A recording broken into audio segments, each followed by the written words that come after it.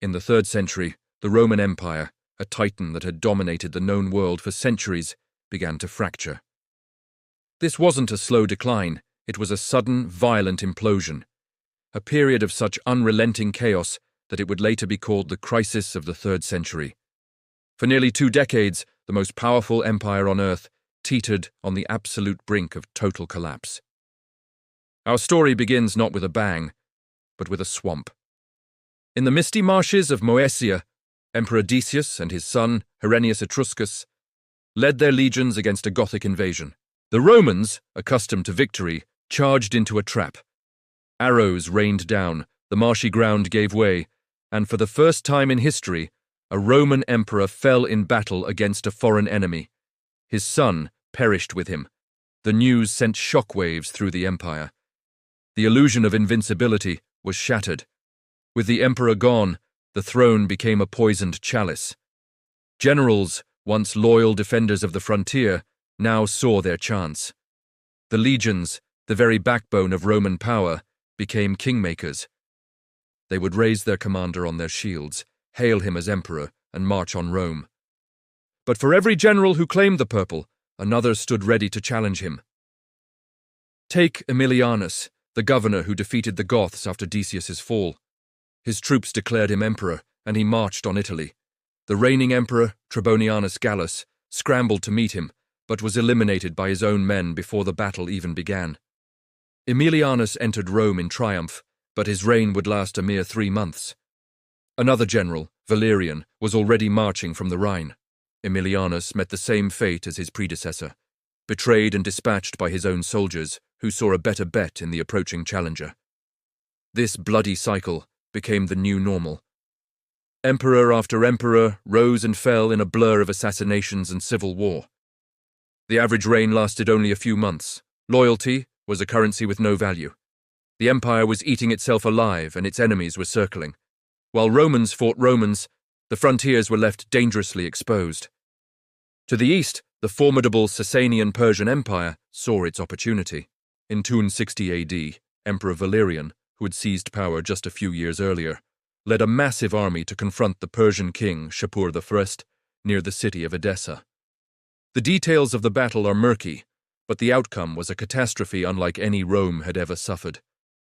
The entire Roman army was defeated, and Emperor Valerian himself was captured. Imagine the humiliation. The supreme leader of the Roman world, a figure considered almost divine, was now a prisoner of a rival king. Sasanian carvings show Shapur on horseback grasping the wrist of the kneeling Valerian. Roman sources claim Shapur used the emperor as a human footstool to mount his horse. Whether true or not, the message was clear. Rome was on its knees. With Valerian captured, the eastern provinces were in chaos.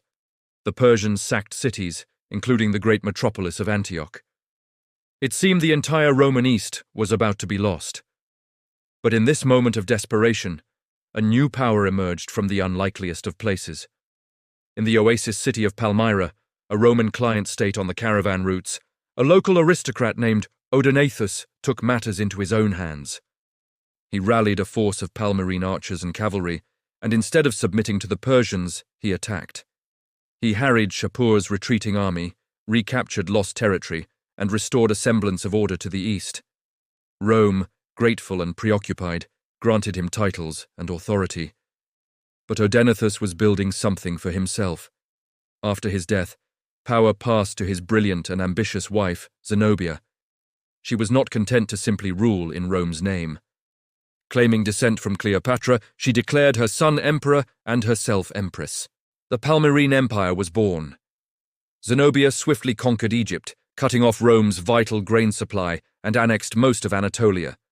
From her glittering capital, she now controlled a third of the Roman world. Meanwhile, the chaos on the Rhine frontier had reached a boiling point.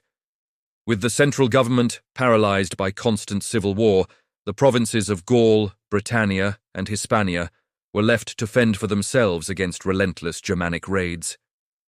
In 260, the same year Valerian was captured, the governor of Germania, Postumus, had enough. After defeating a raiding party and recovering a great deal of plunder, he was hailed emperor by his troops. Instead of marching on Rome and continuing the cycle of self-destruction, Postumus did something different. He declared the formation of a new independent Roman state, the Gallic Empire. He established his own senate, his own consuls, and his own capital.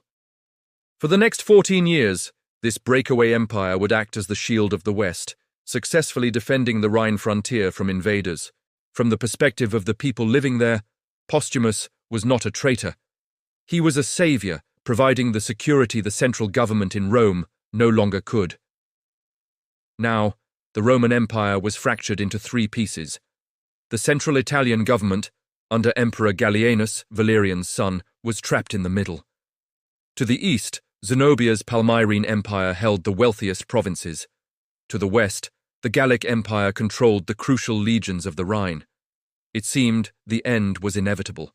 As if civil war and fragmentation weren't enough, the empire was ravaged by two other horsemen of the apocalypse: plague and economic collapse. A devastating pandemic, known as the Plague of Cyprian, swept through the empire for years.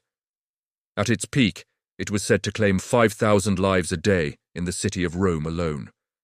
The disease crippled the army, depopulated cities, and shattered communities. The economy was in freefall. To pay the soldiers who kept them in power, emperors relentlessly debased the currency.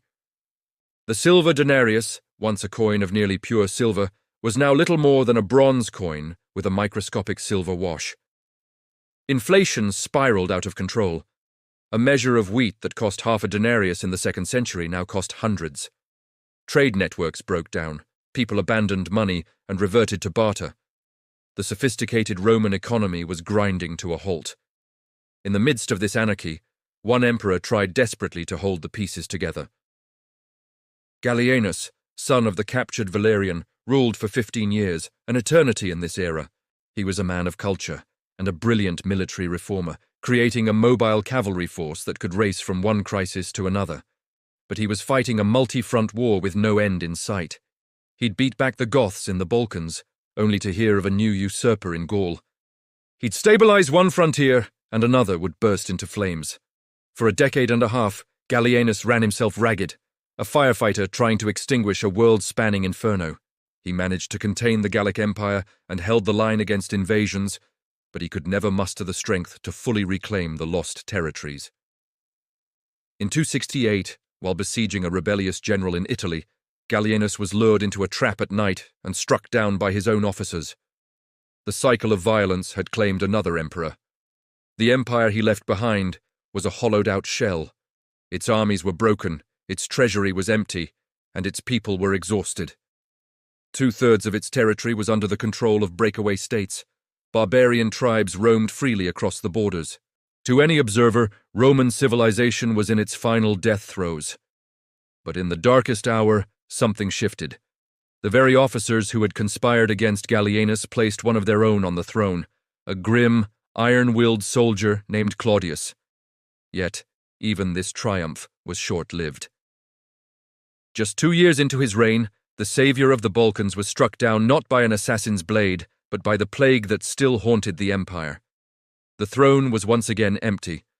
The brief moment of hope seemed to vanish. The legions, however, did not waver. They had tasted victory and they wanted more. They looked not to a politician or an aristocrat, but to another of their own kind, a man of humble birth, who had risen through the ranks on pure, unadulterated merit and battlefield genius. A man who had commanded Gallienus's elite cavalry. A man who understood that the only way to save the empire was not to manage its decline, but to forcibly weld it back together. His name was Aurelian, and the world was about to learn that the Roman eagle had not yet been grounded. Thank you so much for watching. This period of Roman history is so incredibly dramatic, a real testament to how societies can be pushed to the very edge. If you enjoyed this journey into the chaos, please hit that like button and subscribe for more stories from the ancient world. We'll see you in the next one.